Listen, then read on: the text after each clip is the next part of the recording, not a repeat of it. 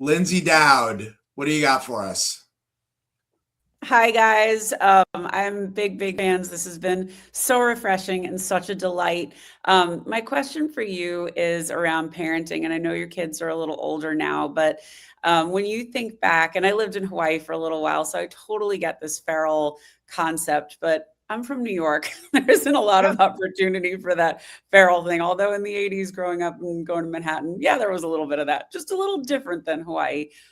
What were some of your principles bringing up your kids, and now some advice for the group on keeping it simple and trying not to get swallowed by all the newness and technology that Laird you were referencing earlier?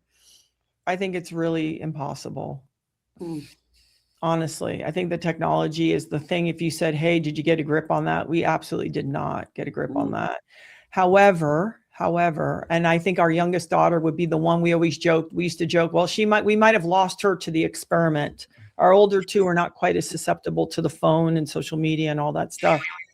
But when you model the things that you really believe in, the arc on parenting is so long.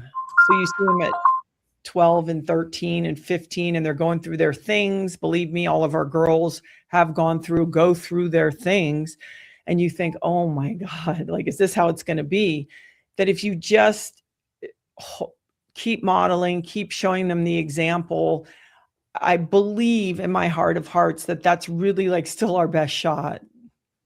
Yeah, that foundation. And I think that the one, just the intimacy, our love between each other, the affection to them. I think that kind of, the admittance of being wrong, like, hey, I'm wrong. I'm, like, I was wrong. You're right. Like all of those dynamics, I think are so critical in our relationship with the girls. I mean, it's, and it goes through these different it transforms, and they're at one, everybody goes, oh yeah, it'll get easier. I'm like, no, it just gets more expensive.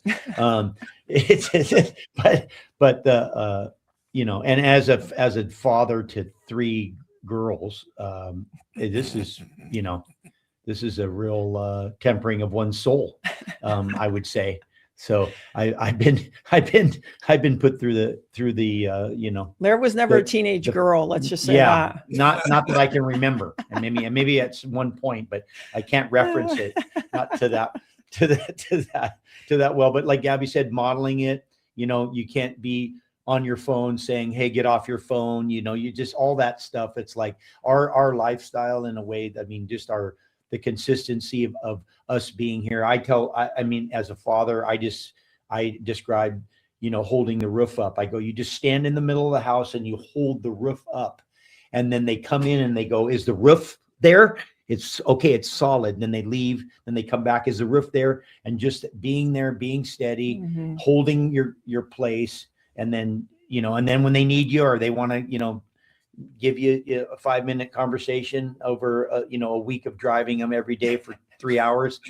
Awesome. You just take advantage of it, move in, say what you can before they cut you off again. But you're so annoying.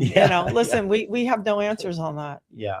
The mercy of it. You're at the mercy of it, and everyone's so uniquely different, and everyone needs a different thing. What works for one doesn't work for another one. And there's no like formula, like, yeah, you just do this formula. You're like, I'm sorry. No, that's just not. I will say one thing, and I know we'll move on. Byron Katie, I've said this a lot. She said there's two things you could really do for your kids. One is to really listen without fixing their problems. Just listen. It's hard to do because you do have the answer. Just listen, because the fact that they're talking to you is so important. And the second thing is try to make yourself as happy as possible so they see what it looks like. And I thought, oh, and she goes, that might sound selfish, but it's not. But we don't know. Yeah. We're real parents. We have no idea. Yeah. So good. The jury's still out.